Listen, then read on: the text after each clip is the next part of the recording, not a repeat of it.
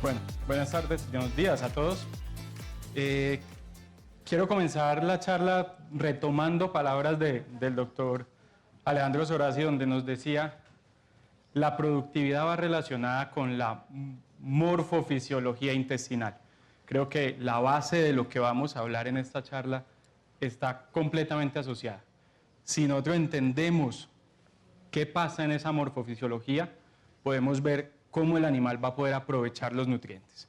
Entonces, creo que hay algo en lo que todos estamos de acuerdo, y es que para la productividad necesitamos que el animal aproveche los nutrientes. Ya se ha mencionado en charlas anteriores que el costo del alimento representa el 70-80% del costo de la producción, y si tenemos lo que más vale, pues tenemos que aprovecharlo y que no se pierda. Entonces, creo que es algo que estamos todos de acuerdo acá. Necesitamos que el animal aproveche los nutrientes. Pero para eso también tenemos que entender a profundidad cómo hace el animal para aprovechar esos nutrientes. Entonces, iniciemos con algo de características que tiene el animal para aprovechar los nutrientes, para ir entrando en el tema. Entonces, ¿de qué depende? ¿Qué factores influyen? Hay muchísimos factores. Vamos a tomar algunos más asociados al tema fisiológico, porque también hay algunos factores externos, pero tenemos uno clave, y es la capacidad que tiene el animal de secretar sus enzimas digestivas. Recuerden que en este proceso digestivo lo que necesitamos es casi que tomar una tijera, que son esas enzimas, y empezar a romper todas las moléculas hasta las moléculas que el intestino sea capaz de absorber, llevar a la sangre, metabolizar y llevarla a los tejidos, y por tanto ganar carne. Entonces, esa tijera, necesitamos tener esa tijera. ¿De qué depende? De muchísimas cosas, algunas importantes que quiero resaltar. La edad del animal, lo vamos a mencionar bastante, cómo el desarrollo del animal tiene influencia en esto, el estado fisiológico, si está sano, si está estresado, creo que ya se ha mencionado algo, y del estímulo en el alimento que podamos tener. Punto importante en la parte porcícola, las glándulas salivales, particularmente la alfa-amilasa, ya la vamos a mencionar también un poco más su rol, pero a nivel salival, en el cerdo joven, se desarrolla, aumenta las primeras semanas, sin embargo se pierde su actividad cuando el animal se va creciendo. La secreción gástrica, otro de los puntos claves para la digestión, tengamos en cuenta que es bastante pobre al nacimiento, se desarrolla linealmente, y pensemos acá hasta la sexta semana.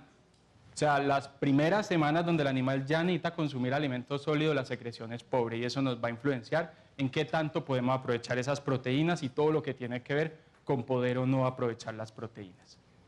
Sigamos con algunos otros factores, enzimas pancreáticas, donde igualmente, como lo mencionaba, está muy regulado por el estado fisiológico, la edad y cómo está el animal.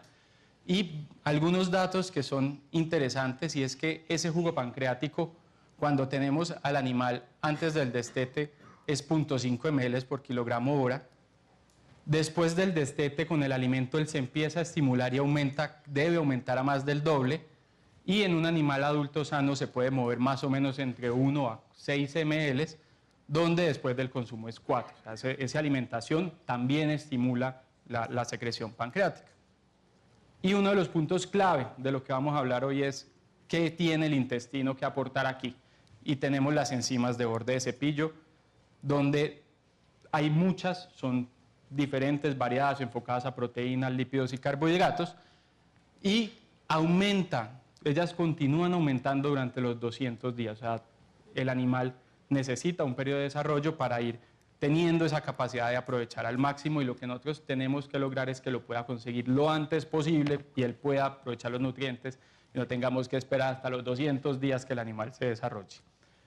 Y hay muchos factores alimenticios, factores antinutricionales, las fibras, fitatos, bueno, creo que conocen bastante bien qué sucede con esos factores antinutricionales. Pero entonces, muchas veces tenemos este tipo de esquemas donde vemos el páncreas que genera sus enzimas, vean, les decía, es una tijera, literal, esto es lo que buscamos. El páncreas secreta al intestino, él corta, absorbe y se va para el hígado, y bueno, pasa todo tema metabólico. Cuando nosotros vemos este tipo de esquemas, el intestino parece ser casi que un sitio donde simplemente ocurren las cosas y no parece un participante, él casi que está ahí como un observador. ahí aislados simplemente viendo a los otros actuar. Y uno de los puntos claves que quiero que veamos es la importancia que tiene el intestino como un jugador de este proceso y no como un simple sitio donde va a ocurrir el proceso. Entonces, ya hemos ido adelantando, el intestino no es un simple observador, el intestino va a cumplir una función, pero ¿cómo se desarrolla ese intestino? Y uno de los puntos más importantes para poder tener esta morfofisiología con la que comenzamos hablando es que el intestino esté en capacidad de entrar a jugar ahí. Entonces, algunos puntos claves del intestino y su desarrollo, porque el cerdo tiene unas etapas muy marcadas en su vida y a nivel intestinal muy importantes dentro de su desarrollo. ¿Qué tenemos cuando el animal nace? Y creo que el doctor Sebastián lo menciona mucho, importantísimo, el encalostrado. ¿Por qué? Y vean esto, con la ingesta de calostro, el intestino en los primeros 3 días empieza a desarrollarse, empieza a crecer, aumenta 2 veces su peso, 30% su longitud, y su área de absorción intestinal puede aumentar 2 a 3 veces esa primera semana. Entonces, ¿cuál es la importancia aquí del encalostrado, ¿no? Poder estimular este desarrollo intestinal inicial. ¿Sí? Sin embargo, el animal va desarrollando, pero también se ha mencionado un punto clave, que es el destete. Durante el destete tenemos, normalmente se puede dividir entre 2 a 3 etapas dentro de lo que es el destete, donde hay un periodo agudo, que es esa primera semana.